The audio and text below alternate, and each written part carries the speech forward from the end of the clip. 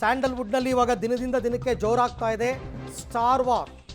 ಕೆಟ್ಟ ಕಮೆಂಟ್ಗಳ ವಿರುದ್ಧ ಸಿಡಿದೆದ್ದಿದ್ದಾರೆ ದರ್ಶನ್ ಪತ್ನಿ. ಮೊನ್ನೆ ದಾವಣಗೆರೆಯಲ್ಲಿ ವಿಜಯಲಕ್ಷ್ಮಿ ಹೇಳಿಕೆ ಬಳಿಕ ಅವರಿಗೆ ತುಂಬ ನಿಂದನೆ ಮೆಸೇಜ್ಗಳು ಬರ್ತಾ ಇದೆಯಂತೆ. 15ಕ್ಕೂ ಹೆಚ್ಚು ಇನ್ಸ್ಟಾಗ್ರಾಮ್ಗಳಲ್ಲಿ ವಿಜಯಲಕ್ಷ್ಮಿಗೆ ನಿಂದನೆ ವಿರುದ್ಧ ಈಗ ದೂರು ಕೊಟ್ಟಿದ್ದಾರೆ ನಟಿ ವಿಜಯಲಕ್ಷ್ಮಿ.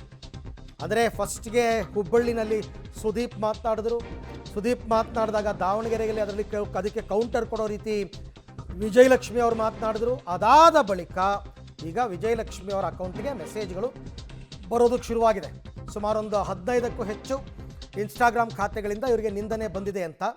ಅದೆಲ್ಲವನ್ನ ಸ್ಕ್ರೀನ್ಶಾಟ್ ತೆಗೆದೇ ಅವರು ದೂರನ್ನು ಕೊಡ್ತಾರೆ.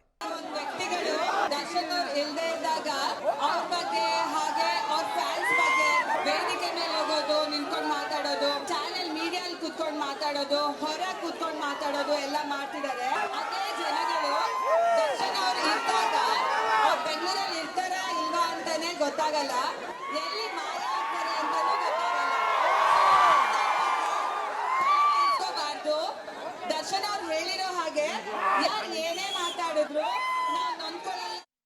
ರೈಟ್, ಈ ಬಗ್ಗೆ ಮತ್ತಷ್ಟು ಮಾಹಿತಿ ನನ್ನ ಕೊಲೀಗ ಮುರಳಿ ಅವರಿಂದ ಪಡ್ಕೊಳ್ಳೋಣ. ಮುರಳಿ, ಇವಾಗ ಇಂಡಿವಿಜುವಲ್ ಇನ್ಸ್ಟಾಗ್ರಾಮ್ ಅಕೌಂಟ್ಗಳನ್ನ ಕೊಟ್ಟು ದೂರು ದಾಖಲಿಸೋದ್ರಿಂದ ಇದು ಇಂಡಿವಿಜುವಲ್ ವ್ಯಕ್ತಿಗಳ ಮೇಲೇ ತನಿಖೆಗಳಾಗಬೇಕಾಗುತ್ತೆ ಅಲ್ವಾ? ಖಂಡಿತ ಅರವಿಂದ್, ಯಾಕಂದ್ರೆ ಪ್ರಮುಖವಾಗಿ ಯಾವ್ಯಾವ್ದು 15 ಅಕೌಂಟ್ಗಳು ಅಂತಾನೆ ಹೇಳ್ತಾ ಇದ್ದಾರೆ. 15 ಅಕೌಂಟ್ಗಳಿಗೆ ಸಂಬಂಧಪಟ್ಟಂತೆ ಯಾರ್ಯಾರಿದ್ದಾರೆ ಅವರ ವಿರುದ್ಧ ಏನು ಕ್ರಮವನ್ನು ಕೈಗೊಳ್ಳಬೇಕು. ಯಾಕಂದ್ರೆ ಪ್ರತಿಯೊಂದು ಇನ್ಸ್ಟಾಗ್ರಾಮ್ ಐಡಿ ಇರ್ಬೋದು ಅಥವಾ ಅಲ್ಲಿ ಏನಾದ್ರೂ ಅಸಲಿ ಅಕೌಂಟ್ ನ ಮೂಲಕ ಏನಾದ್ರೂ ಈ ರೀತಿಯಲ್ಲಿ ಮಾಡಿದ್ರೆ ಅವರ ವಿರುದ್ಧ ಏಕೈಕಿ ಡೈರೆಕ್ಟ್ ಆಗಿ FIR ಅನ್ನು ಮಾಡ್ಕೊಳ್ತಾರೆ. ಮತ್ತೆ ಇಲ್ಲ ಅಂದ್ರೆ ಯಾರು ಇನ್ಸ್ಟಾಗ್ರಾಮ್ ಐಡಿ ಇದೆ ಆ ಇನ್ಸ್ಟಾಗ್ರಾಮ್ ಐಡಿಯನ್ನ ಇಟ್ಕೊಂಡು FIR ಅನ್ನ ಮಾಡ್ಕೊಳ್ಳುವಂಥದ್ದು. FIR ಅನ್ನ ಮಾಡ್ಕೊಂಡ ಬಳಿಕ ಮುಂದಿನ ತನಿಖೆಗಳೇನಿತ್ತು ಆ ತನಿಖೆಗಳನ್ನ ಮಾಡ್ಲಿಕ್ಕೆ ಎಲ್ಲ ರೀತಿಯ ತಯಾರಿಗಳನ್ನು ಕೂಡ ಮಾಡ್ಕೊಳ್ತಾರೆ.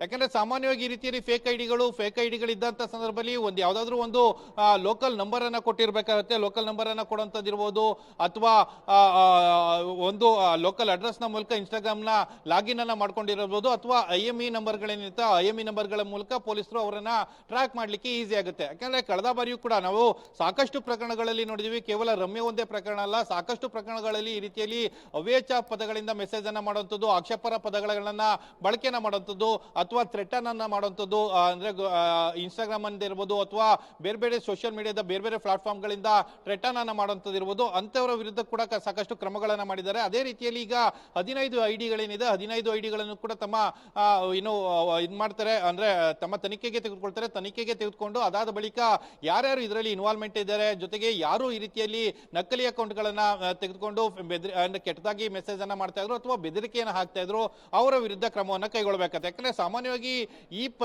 ಈ ಒಂದು ದೂರಿನ ಪ್ರತಿಯಲ್ಲಿ ಉಲ್ಲೇಖವನ್ನು ಮಾಡ್ತಾರೆ, ನನಗೆ ಬೆದರಿಕೆ ಮತ್ತು ಅವ್ಯಾಚ ಪದಗಳು ಅಂತೇಳಿ ಹಾಕ್ತಾರೆ. ಜೀವ ಬೆದರಿಕೆ ವಿಚಾರಕ್ಕೆ ಸಂಬಂಧಪಟ್ಟಂತೆ ಯಾವ ಸೆಕ್ಷನ್ ಅಟ್ರಾಕ್ಟ್ ಆಗುತ್ತೆ ಮತ್ತು ಸೈಬರ್ ಕ್ರೈಮ್ಗೆ ಯಾವ ಸೆಕ್ಷನ್ ಅಟ್ರಾಕ್ಟ್ ಆಗುತ್ತೆ, ಎರಡನ್ನೂ ಕೂಡ ಸೆಕ್ಷನ್ ಗಳ ಮೂಲಕ ಪ್ರಕರಣವನ್ನು ದಾಖಲು ಮಾಡ್ಕೊಳ್ತಾರೆ. ಪ್ರಕರಣವನ್ನು ದಾಖಲು ಮಾಡಿಕೊಂಡು ಅದಾದ ಬಳಿಕ ಮುಂದಿನ ಕ್ರಮಗಳನ್ನ ತೆಗೆದುಕೊಳ್ಳುವಂಥದ್ದು. ಯಾಕೆಂದ್ರೆ ಸಾಕಷ್ಟು ಬೇರೆ ಪ್ರಕರಣಗಳಲ್ಲೂ ಕೂಡ ನೋಡಿರ್ತೀವಿ ಈ ರೀತಿಯಲ್ಲಿ ಅಶ್ಲೀಲವಾಗಿ ಮೆಸೇಜ್ ಅಂತ ಮಾಡಂತವ್ರಿಗೆ ಹೈಕೋರ್ಟ್ ನಿಂದ ಕೂಡ ಜಾಮೀನನ್ನ ನಿರಾಕರಣೆಯನ್ನ ಮಾಡಿದ್ದಾರೆ.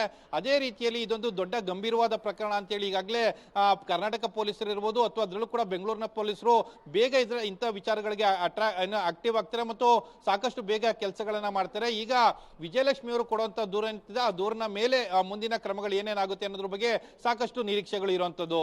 ಥ್ಯಾಂಕ್ ಯು ಮುರಳಿ, ತಮ್ಮ ಎಲ್ಲ ಮಾಹಿತಿಗಾಗಿ ಧನ್ಯವಾದ. ಒಟ್ಟಾರೆ ಇವಾಗ ಸಾಕ್ಷಿ ಸಮೇತ ದೂರನ್ನ ದಾಖಲು ಮಾಡಿದ್ದಾರೆ ವಿಜಯಲಕ್ಷ್ಮಿ ಅವರು. ಸೇಮ್ ರಮ್ಯಾ ಕೇಸ್ ಹೇಗಾಗಿತ್ತು ಅದೇ ರೀತಿಯಲ್ಲೇ ವಿಜಯಲಕ್ಷ್ಮಿ ಅವ್ರಿಗೂ ಕೂಡ ಕೆಲವರೆಲ್ಲ ಅಶ್ಲೀಲವಾಗಿ ಏನೇನೋ ಕೆಟ್ಟದಾಗಿ ಕಮೆಂಟ್ಗಳನ್ನ ಹಾಕಿದ್ದಾರೆ ಅಂತ ಗೊತ್ತಾಗಿದೆ. ಸೊ ದರ್ಶನ್ ಇಲ್ಲದಿದ್ದಾಗ ಕೆಲವರು ಮಾತನಾಡ್ತಾರೆ. ಇದು ಆಕೆ ದಾವಣಗೆರೆಯಲ್ಲಿ ಹೇಳಿದ ಮಾತು. ವೇದಿಕೆಗಳಲ್ಲಿ ಚಾನೆಲ್ಗಳಲ್ಲಿ ಬಾಯಿಗೆ ಬಂದಂತ ಮಾತಾಡ್ತಾರೆ. ದರ್ಶನ್ ಇದ್ದಾಗ ಅವ್ರು ಇದ್ರೋ ಇರಲಿಲ್ವೋ ಅನ್ನೋದು ಕೂಡ ಗೊತ್ತಿರಲಿಲ್ಲ. ಸೊ ನಿಂದನೆಗಳಿಗೆಲ್ಲ ತಿರುಗೇಟು ಕೊಟ್ಟಿದ್ರು ದರ್ಶನ್ ಪತ್ನಿ. ವಿಜಯಲಕ್ಷ್ಮಿ ಹೇಳಿಕೆ ಬೆನ್ನಲ್ಲೇ ಈಗ ಕೆಟ್ಟ ಮೆಸೇಜ್ ಹಾಕಿ ವಿಜಯಲಕ್ಷ್ಮಿ ಅವರಿಗೆ ನಿಂದನೆಯನ್ನು ಮಾಡಿದ್ದಾರೆ. ನಿಂದಕರಿಗೆ ಕಾನೂನು ಮೂಲಕ ಉತ್ತರ ಕೊಡೋದಕ್ಕೆ ಮುಂದಾಗಿದ್ದಾರೆ ದರ್ಶನ್ ಪತ್ನಿ ವಿಜಯಲಕ್ಷ್ಮಿ. ಸಾಕಷ್ಟು ಚರ್ಚೆ ಆಗಿತ್ತು ಈ ವಿಚಾರ.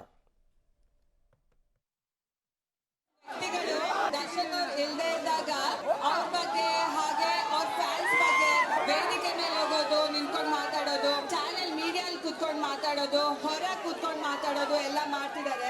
ಅದೇ ಜನಗಳು ದರ್ಶನ್ ಅವ್ರು ಇದ್ದಾಗ ಬೆಂಗಳೂರಲ್ಲಿ ಇರ್ತಾರ ಇಲ್ವಾ ಅಂತಾನೆ ಗೊತ್ತಾಗಲ್ಲ, ಎಲ್ಲಿ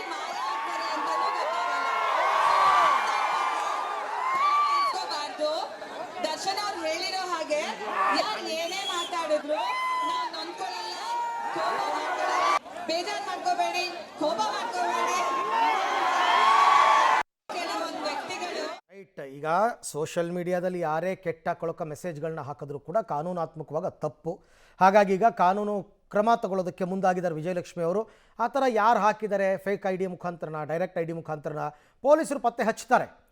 ಹಚ್ಚಿ ಅಂಥವ್ರ ವಿರುದ್ಧ ಏನು ಕ್ರಮ ತಗೋತಾರೆ. ಈ ಥರ ಕಾನೂನು ಹೋರಾಟ ಮಾಡೋದೇ ಇರುವಂತಹ ಕೊನೆಯ ಅಸ್ತ್ರ. ಹಾಗಾಗಿ ಈಗ ವಿಜಯಲಕ್ಷ್ಮಿ ಅವರು ಆ ಕ್ರಮ ತಗೊಳ್ಳೋದಕ್ಕೆ ಮುಂದಾಗಿದ್ದಾರೆ.